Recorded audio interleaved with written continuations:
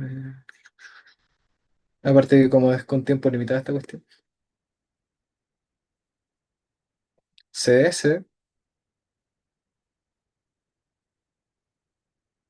¿Se ve la pantalla? Está como cargando. Sí, está Ya. cargando.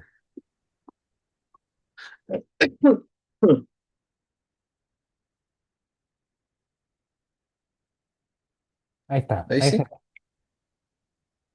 ahí se ve bien. Igual en PPT van a tener aquí algunos, o algunas cositas que aparecen abajo en alguna de las diapositivas.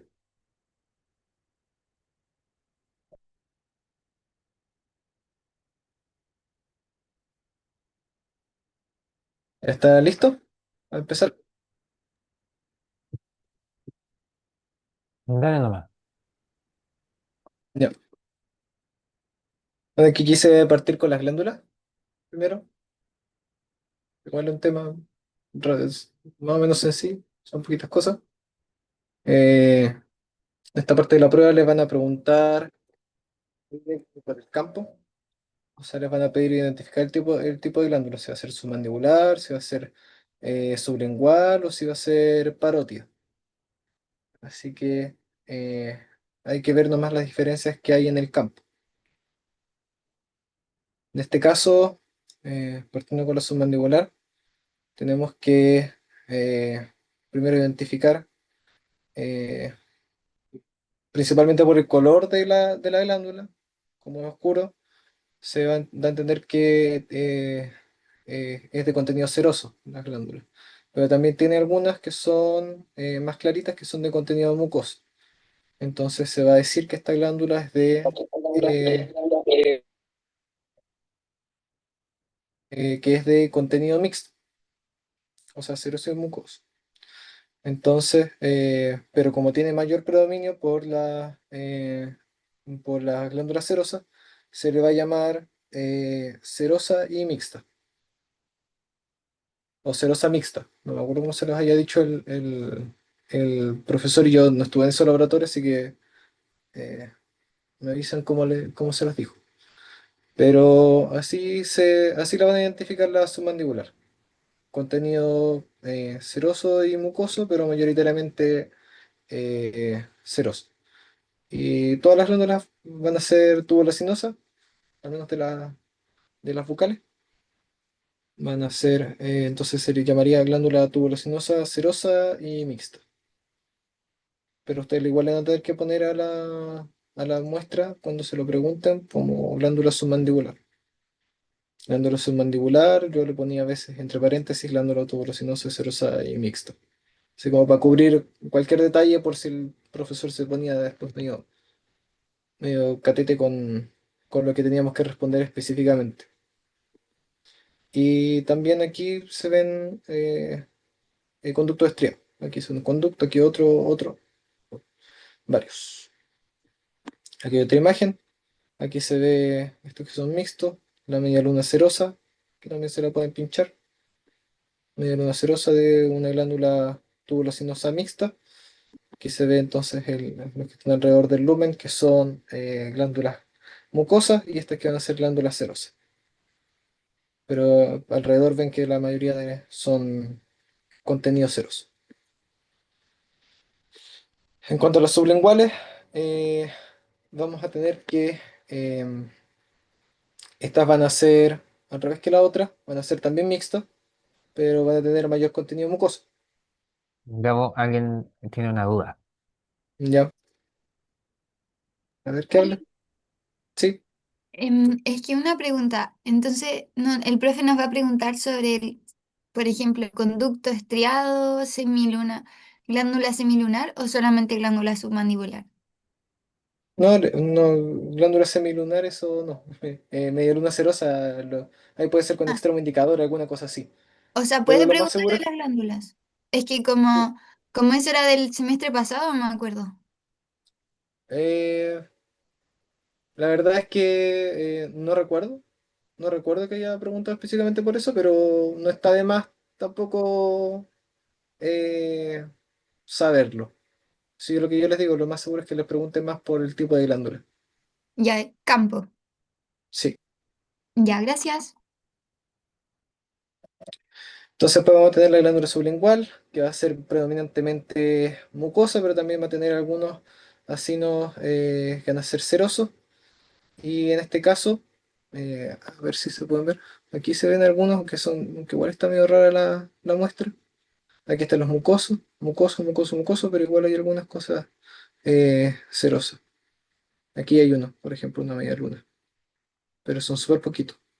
La idea es que se fijen bien igual cuando se los pinchen porque puede que la muestra haya solamente una media luna cerosa, pero con esa es suficiente para Bene para decir, ah, entonces esta es una glándula salival, tubular, mucosa mixta. Entonces, fíjense bien en eso.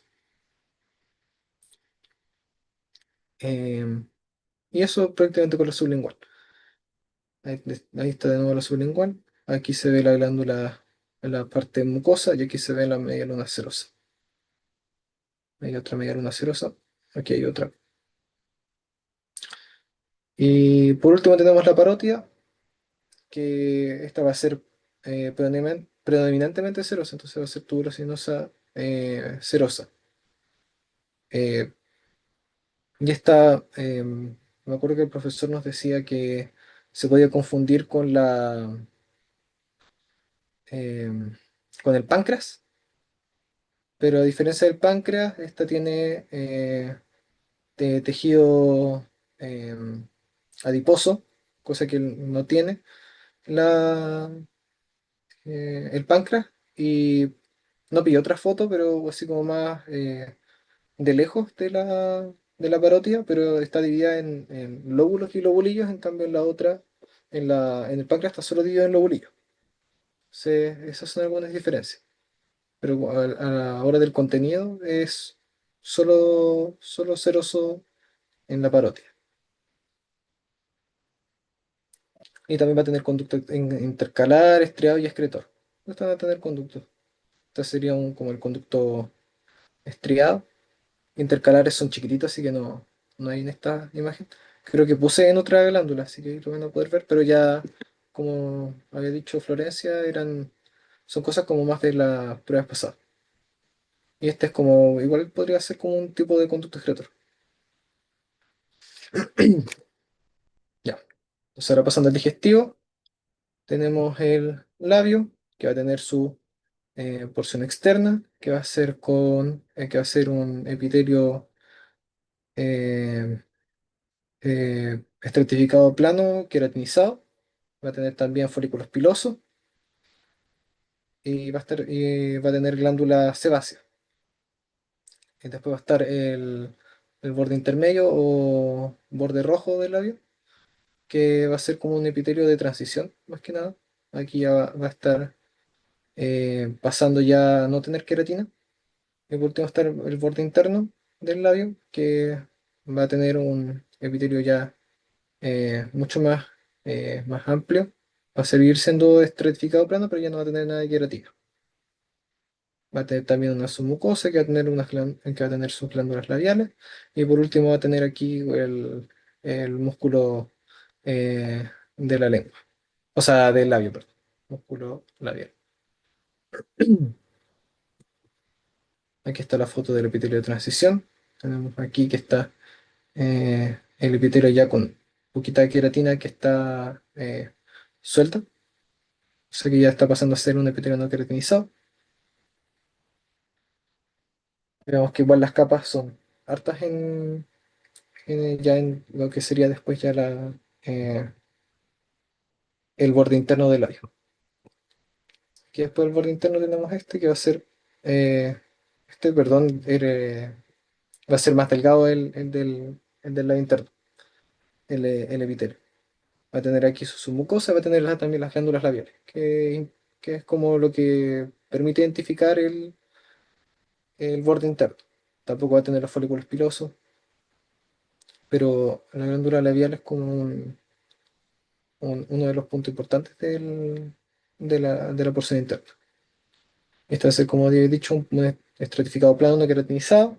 Va a tener tejido conjuntivo colágeno denso irregular en la submucosa. Y también va a estar estas glándulas salivales menores.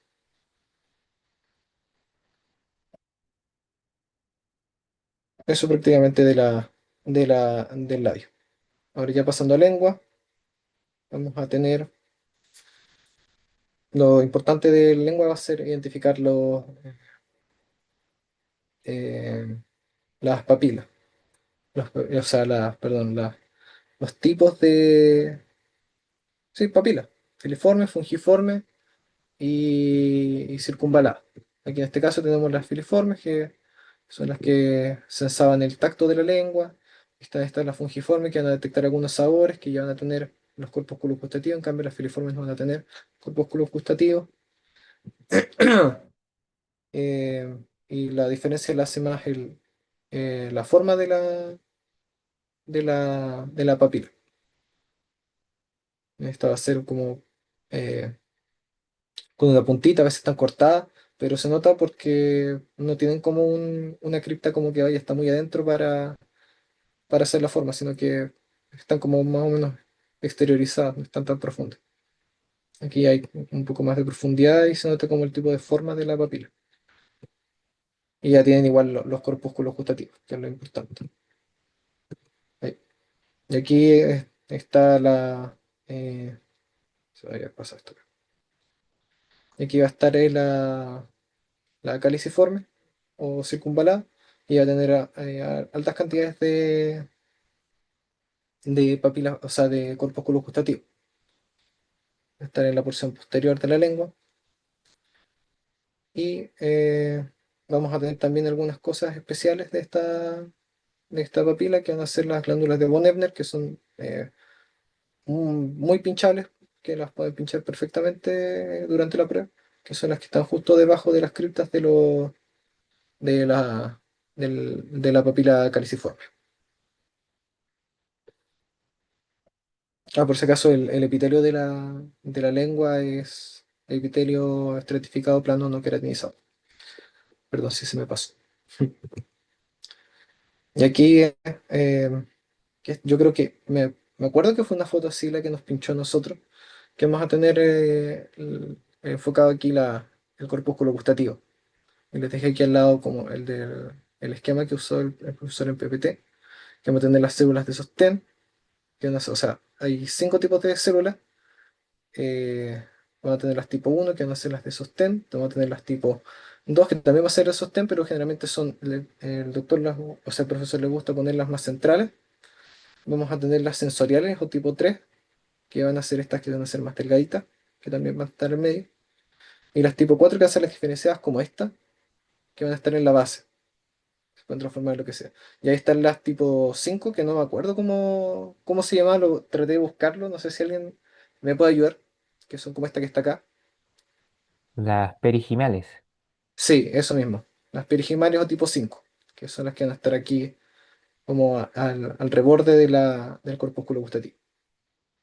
En la prueba tenemos que poner el nombre entero o el número nomás. O el nombre entero. Nombre Ya, entero y el número también. ya. Y yo tengo una Dice, duda así que aquí respecto. les va a poner extremo indicador y les va a pinchar una de estas seguro. Gabriel, ¿Sí? en duda, la de tipo 5 estaría como hacia Es como adentro, esta. eso mismo. No, no podría ser como la que está más Esta de hacia acá, afuera. no, no. Ya. Serían las que están acá adentro. Que son delgaditas y son de este tipo, de este estilo. Disculpa, ¿puedo mostrarlas de nuevo en esa muestra? ¿Cuáles serían? La tipo 1 es la que está acá, la que está como no tan central, de sostén. Las dos son de sostén, pero una está más lateral y otra está más central. Esta sería la tipo 2, esta sería un tipo 3 o sensorial, la 4 sería esta, y la tipo 5 sería esta, o perigimal. Dale, gracias.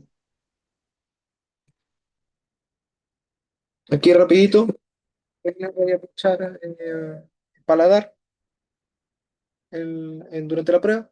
Bueno, sí, lo puse por si acaso. Tenemos el epitelio, o sea, vamos a tener el paladar blando que va a tener su porción respiratoria y su porción eh, digestiva. Vamos a tener que, por la porción, por la parte respiratoria, va a tener el epitelio respiratorio, que ya vimos que no va a preguntar por eso. Vamos a tener también el epitelio oral. Vamos a tener por el lado del epitelio oral, que van a tener estas glándulas palatinas.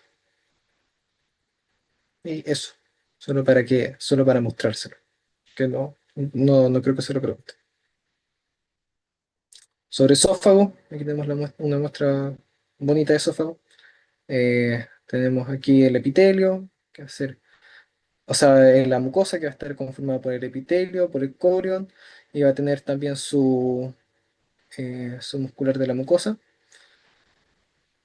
Después vamos a pasar aquí a ver una submucosa, que va a tener algunas glándulas y algunos plexos, vamos a ver. Y después va a pasar a la muscular y después tenemos una adventicia. Y aquí vemos un corte longitudinal. Tenemos aquí entonces eh, la mucosa, que está conformada por el epitelio simple, epitelio estratificado plano, no queratinizado. Y me había equivocado aquí, no. O sea, no, en este no se ve nomás, pero aquí en este otro sí se ve. Aquí se ve el corion y se ve la muscular de la mucosa, o muscular y mucosa. Vamos a tener después aquí la submucosa, que aquí también se ve. Y vamos a tener, por ejemplo, la glándula esofágica. Glándula esofágica, que esto no es justo un vaso nomás. La glándula esofágica, que el profesor sí lo pregunta. Creo que lo pinchó, de hecho, en la prueba de nosotros. Así que ese igual es un pinchazo sencillo dentro de todo. Después vamos a tener la, la- la capa muscular, que va a estar dividida en muscular interna y externa. La interna va a ser circular y la externa va a ser longitudinal, al menos en la porción superior, si no me equivoco, en tercio superior, porque después van cambiando la disposición. Y aquí al medio vamos a tener también lo que serían el plexo de Auerbach, que también lo puede pinchar. Aquí tenemos otra muestra que va a estar entre la muscular externa y la interna, que utilicé una foto del- la- que las que tomó uno de nuestros compañeros, García, del atlas que le hizo Cervene. Y aquí se ve el plexo de Auerbach. Y de hecho aquí se ven súper claritas los somas neuronales. Esto sería plexo de Auerbach. Aquí no preguntaría por soma neuronal, así que si le pone aquí extremo indicador sería plexo de Auerbach. Esto con esófago. Aquí tenemos la unión gastroesofágica, para mostrarles nomás la diferencia de cambio de epitelio de uno a otro. Aquí ya, o sea, más que de epitelio de histología, tenemos el epitelio simple, o sea, estratificado plano, no queratinizado, y aquí ya pasa a tener glándulas en el fondo gástrico. Ya es simple cilíndrico, como lo puse aquí, sin células caliciformes, eh, pero prácticamente, por ejemplo, sigue teniendo el corio, sigue teniendo la muscular de la mucosa, y va a tener al revés, ya va a ser longitudinal y después circular en el estómago. No circular y después longitudinal.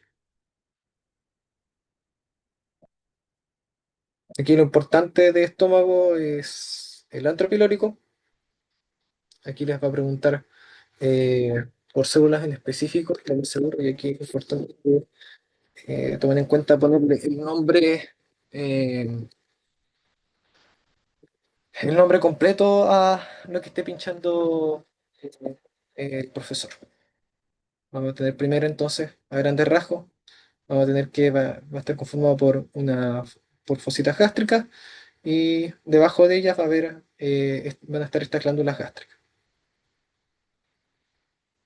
Eso es lo importante desde lejos. Y de cerca tenemos que acordarnos de esta imagen. Vamos a tener que estar la fosita gástrica al principio, que es todo esto que está acá, que va a estar conformado por puras glándulas mucosas. Entonces, por ejemplo, si les fuera a pinchar algo acá, que no lo dudo, sería una célula mucosa de la fosita gástrica, por ejemplo. Ya después pasando ya a la glándula gástrica, vamos a tener que se va a dividir en tres partes, según este esquema. O sea, según todo. Va a estar dividido en istmo, en cuello y en fondo. En el cuello van a haber células mucosas y el profesor dice que, o de lo que yo recuerdo en clases, que no habían aquí estas células que van a ser las células oxínticas o parietales, que esas solo se van a encontrar en el cuello, también van a haber glándulas mucosas, y después en la base van a haber otra vez glándulas mucosas, van a haber células parietales, oxínticas, y también van a tener las células principales. Hay otras células que son las endocrinas, pero eh, no las pillaba el doctor en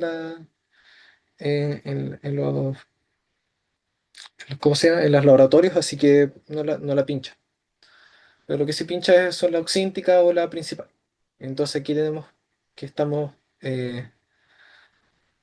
más o menos entre el istmo y el cuello. Se puede ver aquí porque están aquí eh, la fosita gástrica. Se ven aquí como que son puras células mucosas.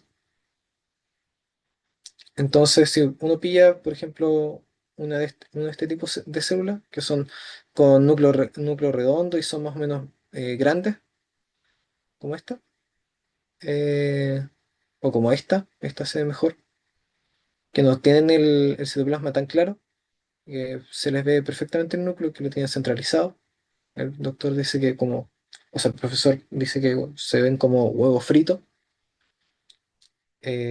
Chuta. Entonces, esas van a ser células oxínticas. Pero no basta solo con eso, sino que el profesor va a pedir también que le pongan el apellido, que es del cuello de la glándula gástrica. O si no, les va a poner medio punto, no me acuerdo si o no lo contaba, de hecho. No estoy seguro, pero la cosa es que tienen que poner el apellido. O sea, si les pinchan aquí una célula oxíntica, le tienen que poner de dónde es. En este caso, del cuello. Célula oxíntica del cuello de la glándula gástrica. Aquí como estaba puesto igual. Y aquí ya en la base como de la glándula gástrica, aquí ya hay coren incluso, se van a ver estas células que van a ser más, eh, que van a estar en la base, y que van a ser media rectangulares. Me acuerdo que era la forma de decirlo de Bene. Va a tener el núcleo redondo igual, que va a ser las células principales o simogénicas. Y te tienen que poner que es de la base de la glándula gástrica. Así que esos son los puntos importantes del estómago.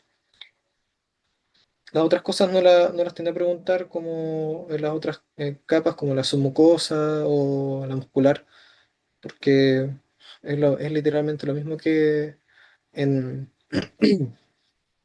que en todo el tubo gástrico. Cambia la disposición un poco de los músculos, pero eh, aparte de eso no cambia nada más.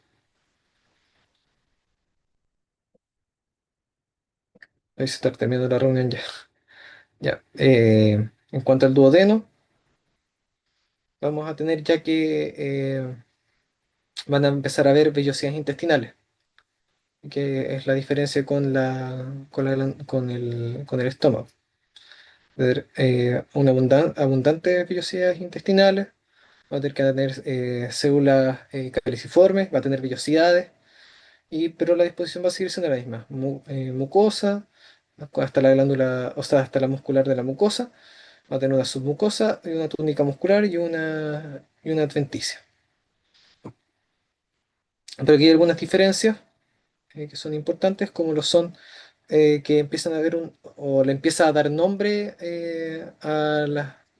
especiales a las glándulas o algunas estructuras. Por ejemplo, acá en la submucosa vamos a encontrar algunas glándulas que se llaman la glándula de Brunner, que van a ser glándulas mucosas. Y que es importante que le pongan el nombre de la persona que los descubre. Y por ejemplo, también tenemos que en la vellosidad, en la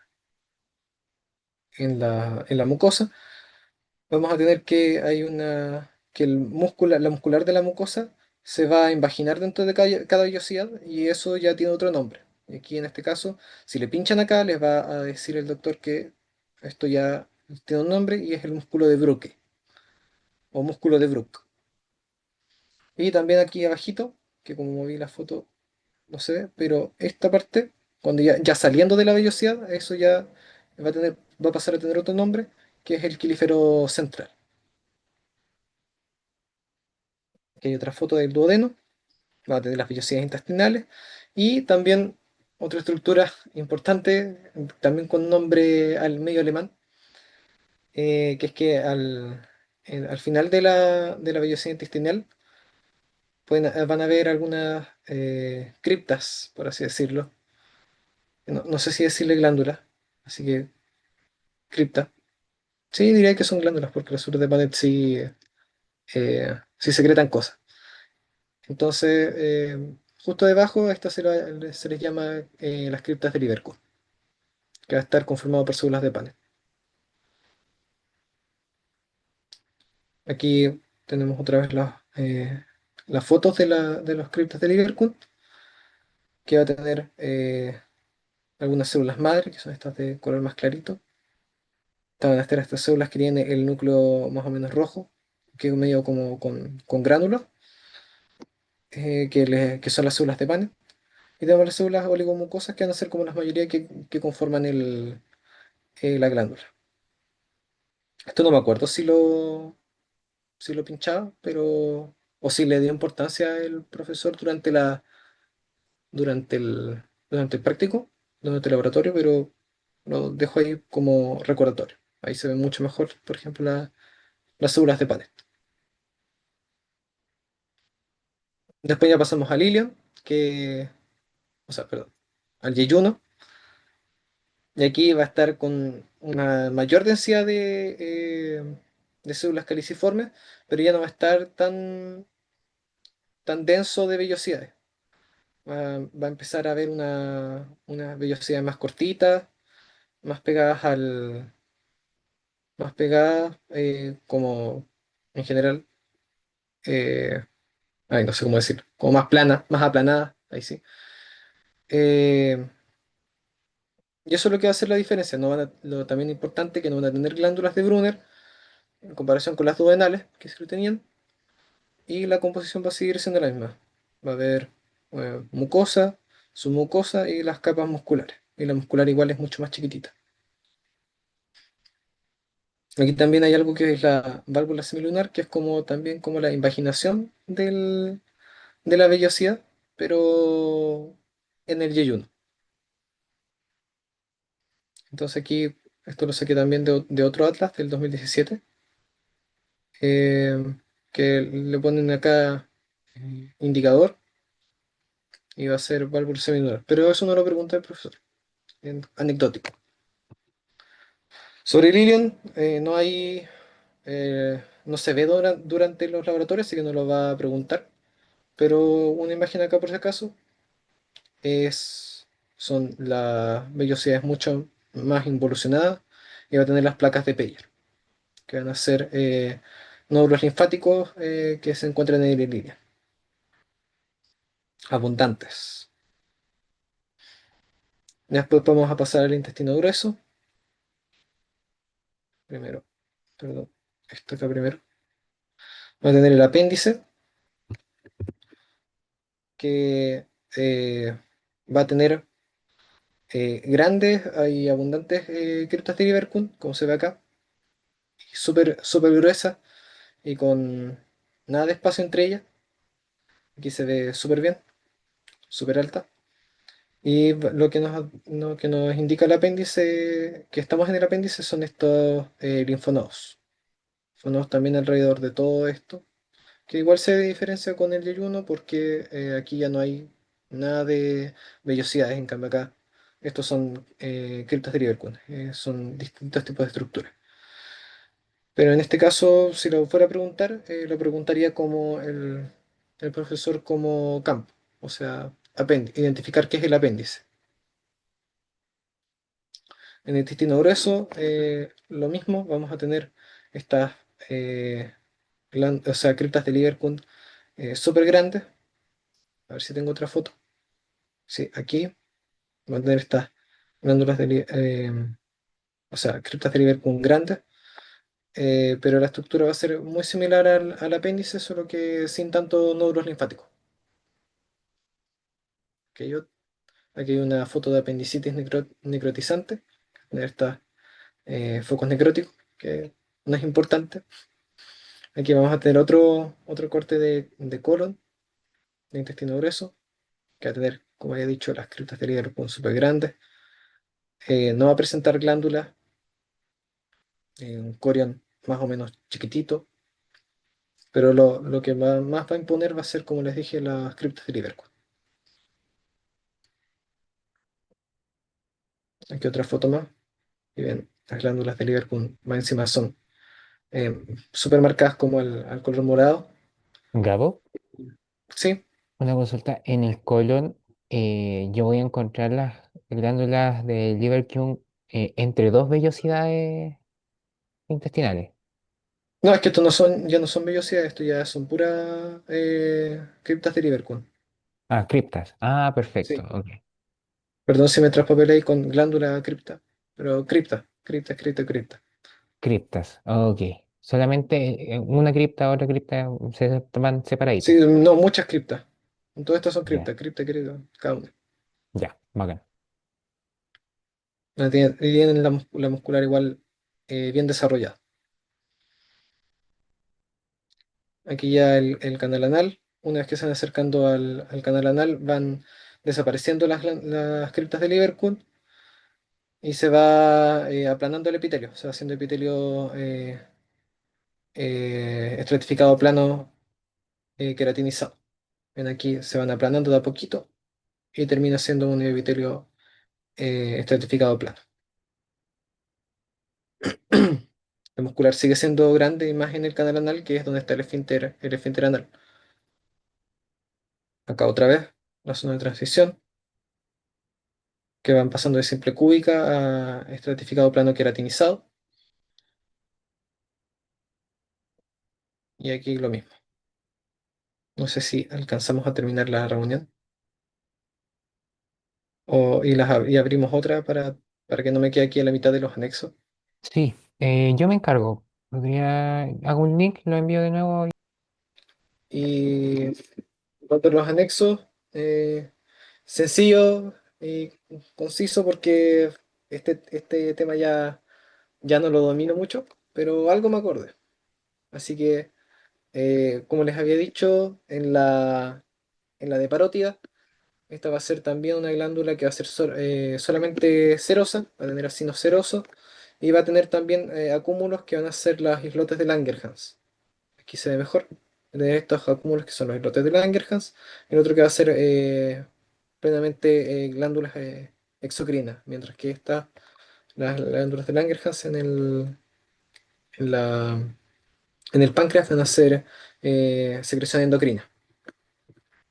Vamos a tener que esta va a estar dividida en solo lobulillos, como les había dicho. Aquí, otra imagen. Va a tener estos que son los eh, lobulillos pancreáticos.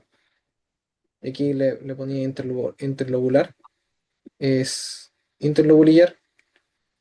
Eh, esto lo hice bien igual en base a mi memoria.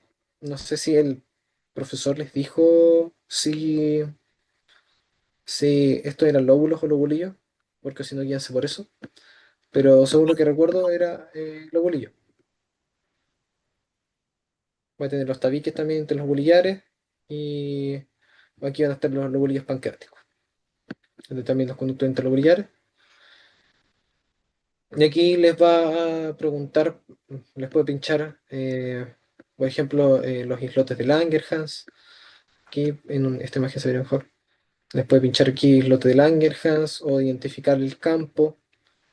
Campo me da más que es lo que les puede preguntar, o alguno de los tabiques interloculiares, por por el tema de diferenciarlos de la parótida. Al profesor le gusta harto como que sepan diferenciarlo. Aquí hay una muestra del islote de Langerhans. No les va a pedir que identifiquen las células. Eso era de endocrino, pero no lo alcanzaron a pasar. Otro islote, y aquí se ve, por ejemplo, el conducto intercalar. Se ve el intercalar acá, que es bien delgadito. Esto no sé, tiene pinta más de ya de conducto estriado. Así que ven que el intercalar pasa y llega a un conducto estriado. Y por último, tenemos aquí, esta imagen es la mejor, la vesícula biliar. Como le había dicho, de hígado no lo quise considerar para no confundirlo, pero aquí lo importante de vesícula biliar es que va a tener una mucosa, eh, va a tener una muscular y va a tener una adventicia.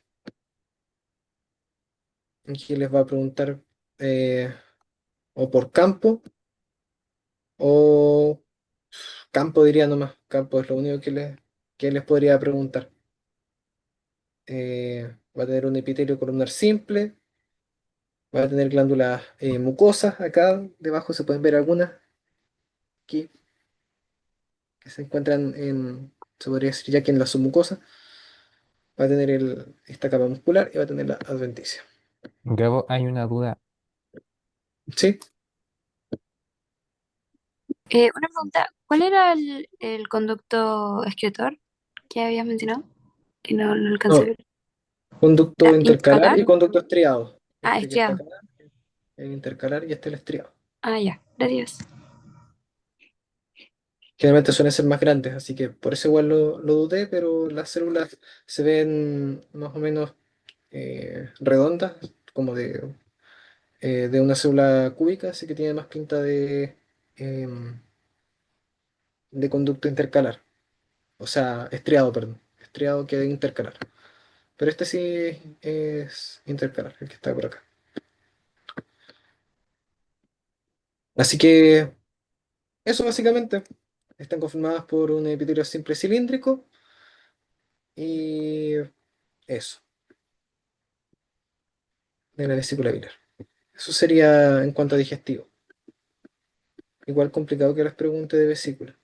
Las preguntas van a ir más hacia páncreas. Sí o sí, yo creo que les va a sacar una pregunta de páncreas, de las glándulas salivales, de los anexos y de y de hígado. De hígado tiene hartas preguntas para sacar y disculpen que no les haya podido sacar muestras de ahí. Así que eso en cuanto a mi tema que era digestivo. ¿Alguna duda? Para igual pasar rápido al tema de Miguel.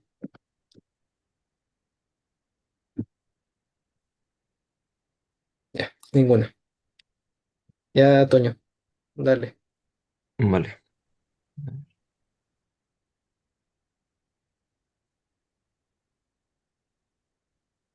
Ahí se está viendo, ¿cierto? Sí, Sí. se ve súper. Sí. Vale.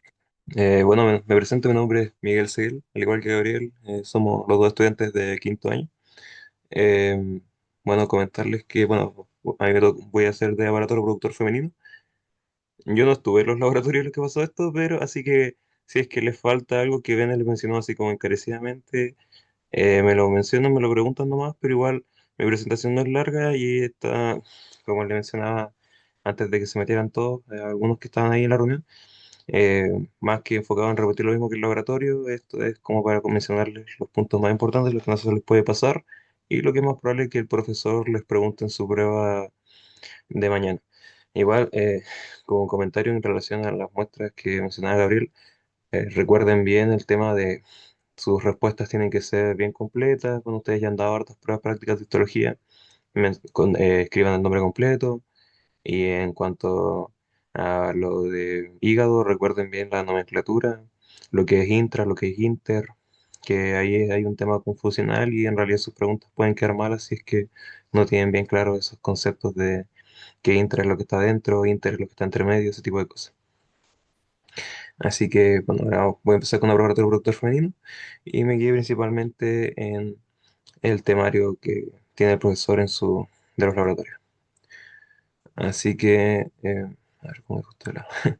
Ya, partimos por ovario, que aquí tienen estas letras que están marcadas en cada cuadrado, que es cada sector, en realidad son las cosas más preguntables del ovario, que aquí nos vamos a enfocar en los distintos estadios de la gametogénesis femenina. Aquí en el A, que es la prueba más grande, es el ovario como tal. Vamos a diferenciar con estos signos lo que es la región cortical y la región medular del ovario. Y lo que vamos a abordar más adelante, que son los folículos primordiales, que aquí ven que son varios folículos que se encuentran agrupados. Y eso es como una característica para reconocerlos fácilmente. Los folículos eh, primarios unilaminares y los multilaminares, que aquí es importante saber diferenciarlos. Los folículos secundarios y los folículos terciarios, que vamos a hablar de esos un poquito más adelante. Bueno, entonces aquí mencionar principalmente que las muestras es como difícil que les pregunten tanto como por un extremo el indicador, más que todo diferenciar, como les mencionaba, los distintos estadios en el que nos encontramos de la gametogénesis. Entonces tienen que saber diferenciar todo esto, cuáles son las características de cada uno, que en realidad no son tan difíciles. En los folículos primordiales vamos a ver que están todos estos folículos que ¿cómo los van a reconocer fácilmente? Porque son muy chiquititos, si es que los muestran, si es que los comparan en el campo con otras estructuras de la gametogénesis y que se encuentran bien agrupados, o sea, son varios que están ahí juntitos. Versus lo que es folículo primario unilaminar, que vamos a tener estas células que lo van a estar rodeando, que son las, eh, las células foliculares, y que ya se va a desarrollar la zona pelúcida, la zona pelúcida. Básicamente eso. Recuerda que es unilaminar porque solamente tiene una lámina. O sea, se va a ver eso. Y la principal diferencia con los primordiales es que no va a estar tan juntitos con otras y va a tener ya este desarrollo dentro del folículo. Lo que más les pueden preguntar igual son como de ahora en adelante, pero igual es importante mencionarlo. Los folículos multilaminares, que es la siguiente etapa del unilaminar, son estos folículos que ya han crecido en tamaño, o sea, es importante y bueno, lo van a diferenciar fácilmente por el tamaño, porque esa es una de las características. Al final, mientras más van desarrollándose los folículos, más van creciendo en tamaño. Aquí vamos a diferenciar las distintas partes, que en realidad esto sí se los pueden preguntar, pero como les menciono, lo más importante es saber diferenciar el estadio en el que estamos. Aquí vamos a tener más externamente nuestra capa de la teca, eh, eh, aquí la capa de la granulosa, y por eso se llama multilaminar, porque vamos a tener un desarrollo importante de la granulosa, y nuestra zona pelúcida, que anteriormente correspondía a este sector, y ahora actualmente ya es mucho más delgado en relación a lo que es el ovocito y lo que es la capa de la granulosa. Miguel, una ¿Sí? consulta. Con respecto a la teca, ¿tú te refieres como a todo lo que está por fuera de Sí, la todo esto. granulosa? Pero como Eh, todo eso, ¿y se sí, todo esto. identificaría por teca interna o teca externa? ¿O es todo Yo teca? no sé cómo se los mencionó el profesor. Por ejemplo, en mi laboratorio yo recuerdo que dijo teca interna, las células que son planas y están como pegaditas a la capa de la granulosa. Sí, como estas de aquí. Claro, pegadas. Ahora no, Ujú. no mencionó nada de teca externa, solo teca interna. O sea, si se los pinchan, igual debería ser como esta zona, teca interna, y si no, la teca externa que sería la DACA, como el resto. Porque la teca corresponde a todo este sector. Claro, y eso ya sería extremo indicador, una célula de teca interna. Sí, Debería ser, eh, Claro. porque el indicador correspondería más que todo como al folículo. Mm, súper. Ya. Igual yo no recuerdo, no sé si el Gabriel me puede apoyar si es que está escuchando, que nos hayan marcado solo la teca. Yo recuerdo que era principalmente diferenciar los estadios. Ah, ya. Y se nos marcaron la teca. De hecho, nos marcaron ¿Sí? la teca externa. Ah, mira, importante, ¿viste? Ah, ok. Ah, súper. Sí, sí, de Pero hecho yo me equivoqué en esa pregunta. bueno, entonces, como menciona bien su compañero, diferenciar lo que básicamente las que están más pegadas a la teca interna, que en realidad no sé, sería como lo que estoy marcando como aquí, como que no son parte de la granulosa y si ya les marcan más externamente la teca externa, pero corresponde a todo este sector de aquí, como lo que estoy como moviendo con el mouse. Dale. Muchas gracias. Ya. También entonces como aquí que ya está más claro, que esta imagen está un poco difusa, la zona pelúcida, que corresponde a esta zona más pigmentada, lo que es el ovocito, y básicamente eso.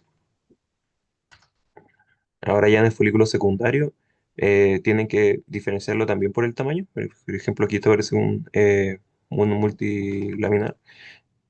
Sigue aumentando de tamaño y la característica principal por la cual se le denomina folículo secundario y por la cual tienen que tener harto ojo es el desarrollo del antro folicular, que toda esta zona de aquí, que está marcada con el 1. O sea, si ustedes tienen un folículo que ya tiene un antro, independientemente del tamaño, porque claro, hay antros que son de tamaño importante, ya corresponde a un folículo secundario. Entonces, por ejemplo, dependiendo como qué tan engañosa quiera ser la prueba, podría ser un antro de una cuantía menor, no sé, por ejemplo, hasta aquí, y aún así sería un secundario solamente por la presencia del antro. También vamos a tener aquí el cumulóforos que está en un polo de lo que es el ovocito, que es esta zona donde se juntan células aquí de la granulosa, que va a promover el desarrollo, igual la maduración del folículo y se va a expulsar junto con el óvulo durante la ovulación. Aquí también mencionar la corona radiada, que son células foliculares que igual van a estar rodeando nuestro ovocito, que es el que está aquí. Las otras zonas se mantienen, o sea, el tema de la teca, la granulosa, pero les menciono las que van cambiando principalmente. Y en el folículo secundario la característica principal es del antro folicular. Ahora ya en el folículo maduro o de Graf vamos a tener un mayor desarrollo del antro, o sea, si lo comparan, este ha ido creciendo en tamaño y ahora casi que rodean al ovocito, también aumenta de tamaño. Tenemos aquí ya más claro el cúmulo ófurus, que sigue en un polo en relación al ovocito. Al ovocito. Nos tenemos nuestras células de la granulosa y nuestra teca, principalmente eso. Diferenciar en cuanto al tamaño igual y a la presencia del antro y en este caso a la proporción que tiene el antro en relación al resto del folículo. Ahora, importante también mencionar lo que son los folículos atrésicos, que recordemos que en la embriología o en el desarrollo de las mujeres, cuando están dentro del útero, el ovario tiene una capacidad de los folículos, una cantidad de folículos que pueden evolucionar hacia un óvulo de millones. Y a medida que se va desarrollando hacia el parto y posterior al parto, hasta la adolescencia y hasta la adultez, estos folículos se van en regresión, se van involucionando, porque no todos van a llegar a ser un óvulo que se va a expulsar durante la ovulación, entonces todos estos van a terminar como folículos atrésicos.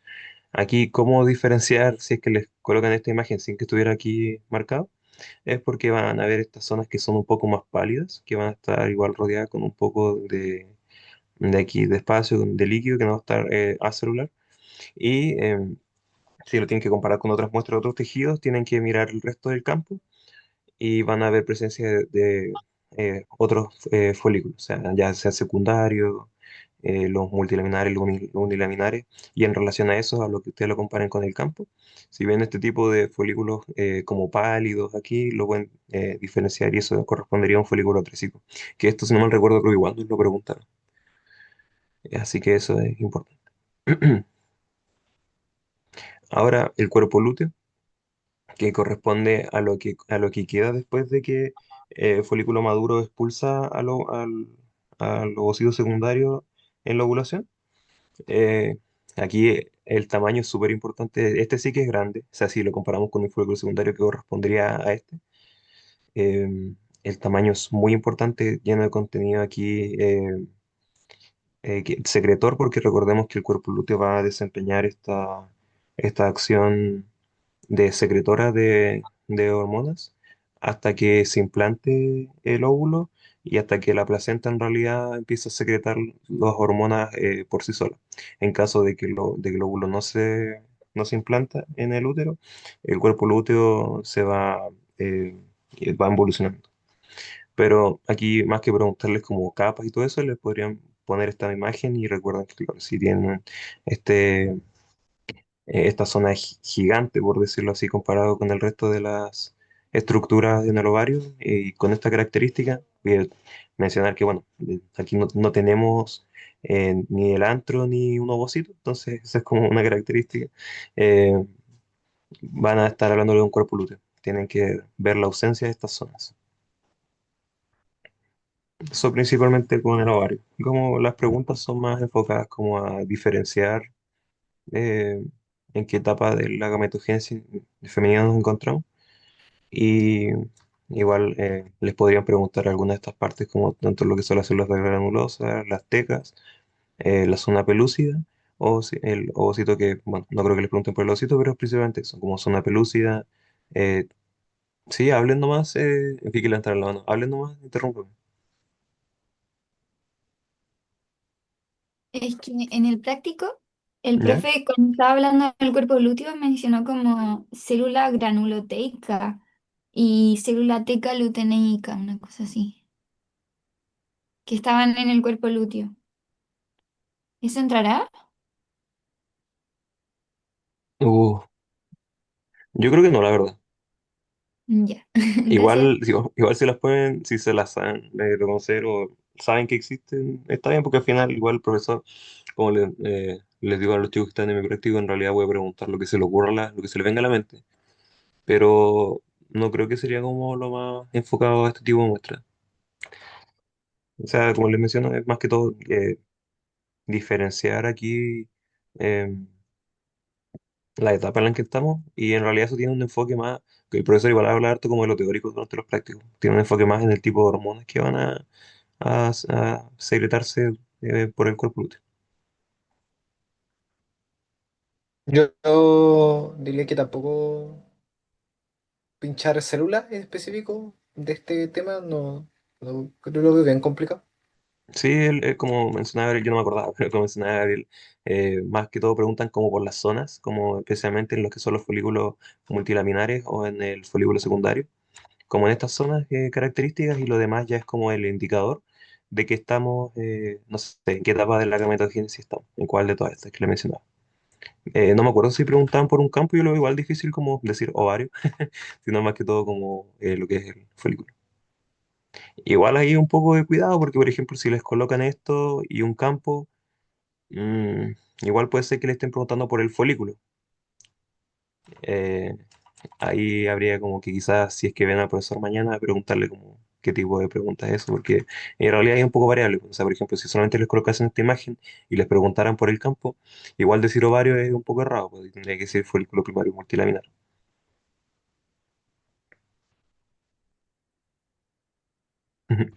Bueno, entonces ahora pasamos con la tuba ovárica, que en la tuba ovárica lo mismo, o sea, es difícil que les empiecen a preguntar como, no sé, por el qué epitelio o qué capa muscular tiene, si la circular interna primero y después la longitudinal externa, sino que es principalmente, y en base a lo que recuerdo que nosotros nos habían preguntado y lo que habían preguntado los años anteriores a nosotros, es esto, ¿en qué región de la tuba ovárica estamos? O sea, lo que colocan estas imágenes, que si estamos, no sé, en la región del istmo o en la región ampular.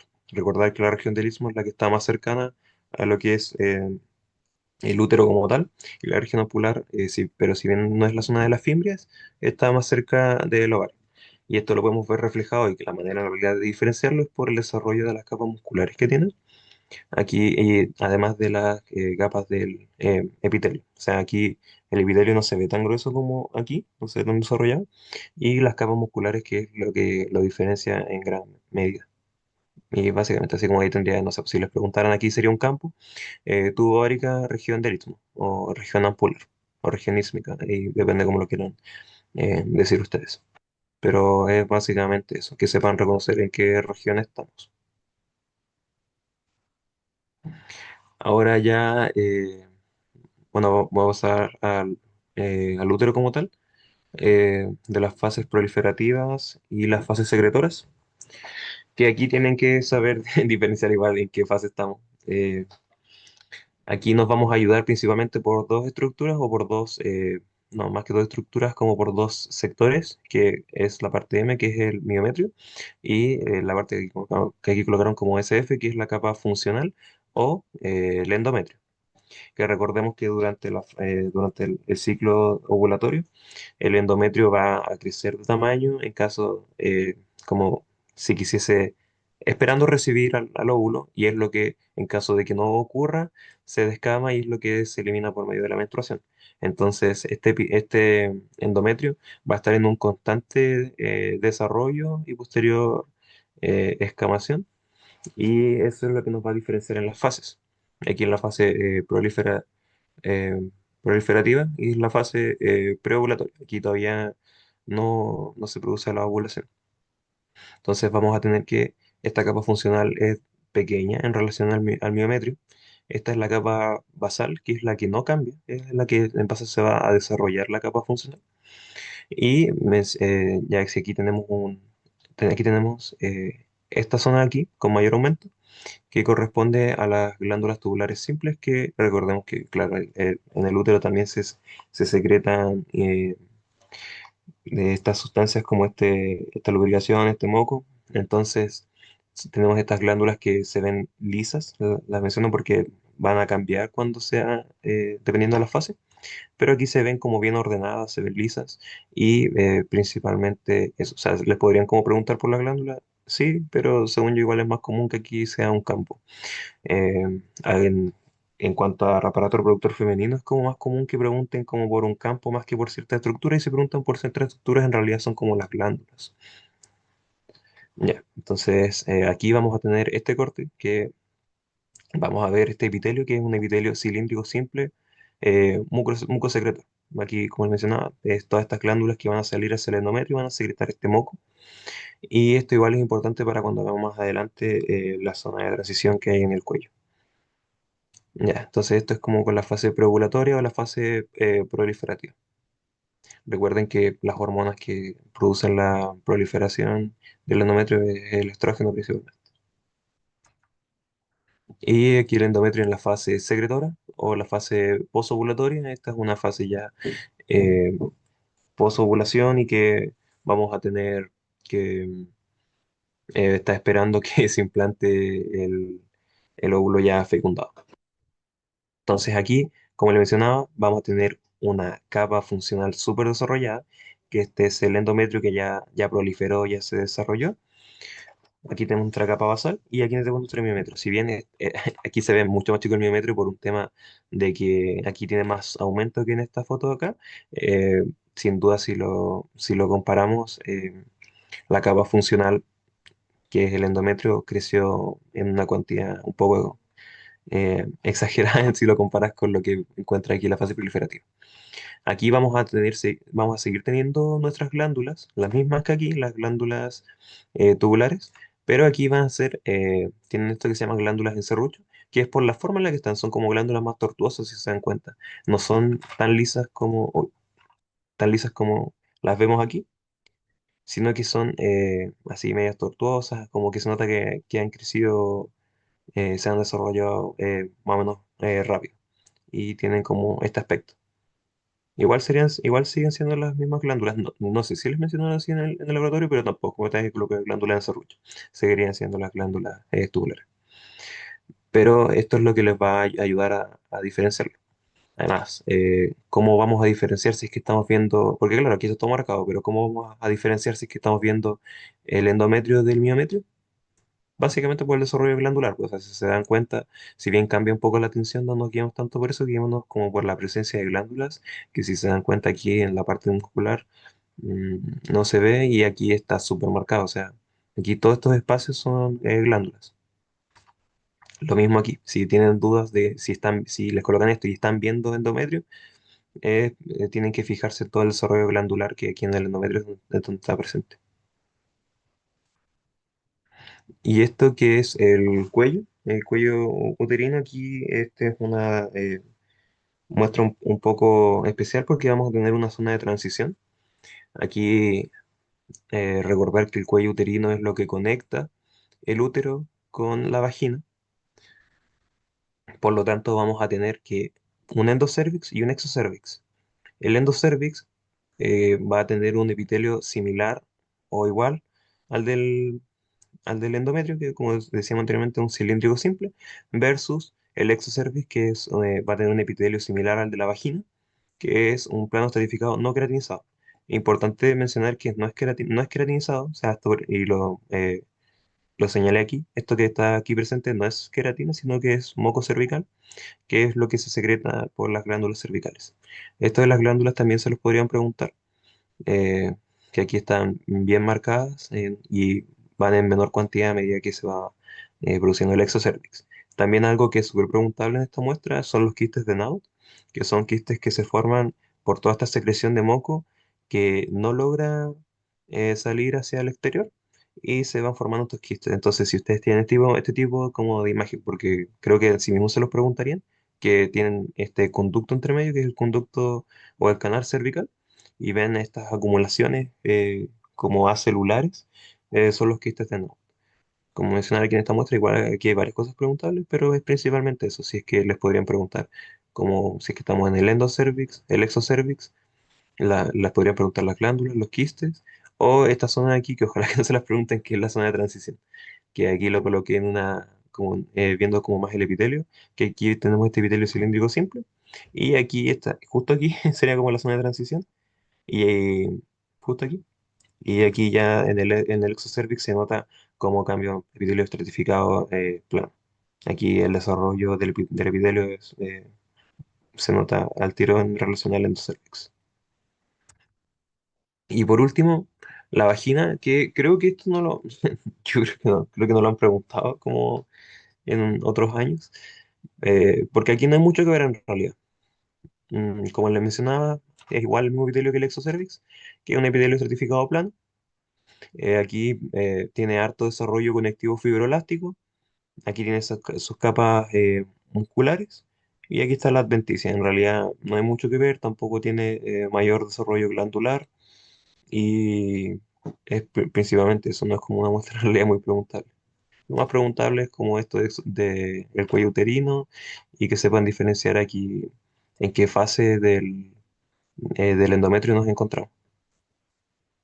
Y eso, esta presentación era más corta. La de digestivo era harto más larga. No sé si tienen alguna duda, alguna inquietud. Y este es Bene. Este es Bene. No, Miguel, por mi parte, todo bien, todo claro. Perfecto. Yo no sé si quizás fue un poco superficial mi presentación, pero como le decía, prefería como atenerme como en realidad a los que más le podían preguntar en los laboratorios y en realidad lo que me acordaba que han preguntado como en años anteriores. La memoria es un poco frágil a esta edad. Bueno, y no sé si Gabriel quiere comentar algo más, pero si no, eso sería como la microteca apresurada que les preparamos y ojalá que les vaya muy bien mañana. Quizás Gabriel va a estar mañana en su prueba y yo voy a estar el día viernes en la prueba teórica. Sí, voy a tratar de estar allá.